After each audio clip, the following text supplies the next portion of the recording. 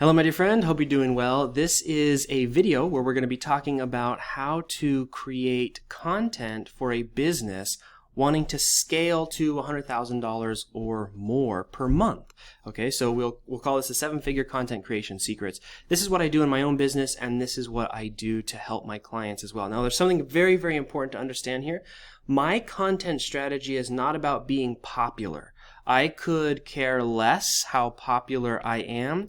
I am instead looking to laser focus my content to the people who will be most receptive to it and for whom it will be it will have the maximum efficiency in converting them into somebody who trusts me enough for them to take the next step, whether that's buying my high-ticket coaching program or whether that's getting them into my done for you.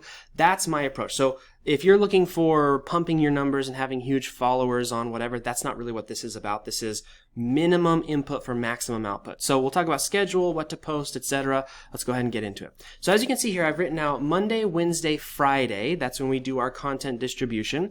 And the content type that we distribute is on Monday, content pillar, Wednesday, content pillar, Friday, case study or client success story. Monday and Wednesday content's very simple. All I'm doing is I'm thinking about how can I help my dream client today? What can I create content-wise that will help them in a profound way to have a breakthrough? Now, one of the big mistakes a lot of content creators make is they think that they have to come up with that idea themselves, and the answer is they don't. Instead, your job as content creator in your business is not to guess what people want, but to go find out. Now, if you don't have any following right now and zero distribution channels, but you've been able to build your business to, $15,000, $20,000 a month just by sheer effort and organic referrals and things, then what you need to do is you need to start just creating content, putting it out there, distributing it to a Facebook page, a LinkedIn, whatever you have set up in your business, so that you can start getting some feedback of some kind of put a piece of content out there, somebody asks a question, and that spurs the idea for the next step. If, however, you have a base of core clients, customers that you can approach to ask, let me show you what can happen. So here's my coaching program. So this is called the Peaceful Profits. It's our No Pants Project coaching program. We have 839 high-ticket clients in this particular program right now. And I just ask them what they want, right? My job isn't to come up with the ideas. My job is to research and be a detective and say, what do you need to hear to help you get what you want? And I ask them, and you can see here, 36 different comments, 36 different ideas that helped me to spur even more ideas, and et cetera, et cetera. And you can see we're only distributing 2 ideas a week, so 36 ideas is a lot, right? I mean, that'll get us plenty for the next couple of months in the content that we're creating. Now, a quick note on creating this content, there's not really a formula except to sit down and help as much as you can and to keep it around 10 minutes or less if you're doing video or a podcast. Attention spans aren't really that long and you want to make sure they get a good golden nugget and then go away. So that's pretty much how you create that content. This is something that I think you just practice and you get better at over time, and you do your best to help people, and people will receive that sincerity, and because of that sincerity, you will be listened to. I mean, I think that really is the secret of how to get listened to. There's not like some secret formula or anything like that. It's just be honest and be sincere and sincerely trying to help people. Okay, said sincere about 50 times, so let's move on. The last on Friday, what we do is we send out a case study. The case study specifically is a result that we have gotten for a client. And that's pretty much it. Very simple. Now let's talk about where we distribute this and how we distribute it. For Monday, Wednesday, and Friday, we distribute this everywhere. We send it to our email list. We send it to our LinkedIn. We send it to Facebook. We send it to anywhere that we can take this content and put it for free. We will do that. And we do that week after week, month after month. And that consistency and frequency is what, now this is going to sound bad, but really, it's what chips away at people who are following you. If they come into your world and they have huge doubt, this consistency of, man, every week she's sending me something helpful twice a week, and every week I'm seeing success story after success story. Now, what do you do if you don't have success stories? Just replace it for now with a content pillar until you can start regularly developing success stories to send every Friday. Okay? Now, let's talk about something that's really, really important. How do you produce all of this? How do you create all of this without losing your mind? 3 hefty pieces of content a week, that sounds like a lot of work. Well, for me, I block it all up. So I'll show you exactly what I'm talking about here. Okay, so I've done an absolutely horrible job of drawing a content calendar, but this is the main idea. What I like to do is every 2 weeks, I will dedicate an afternoon. That's all it takes, is about an afternoon to sit down and create this content in a batch, okay? So remember, we need Monday, Wednesday, Friday content. So every 2 weeks, I have a Monday, Wednesday content pillar. So I have to create 4 content pillars. And then I've got a Friday, I have 2 case studies. Content pillars, remember, they're simply 6 to 10 minute videos. And this, typically I like to do just an email or just an interview.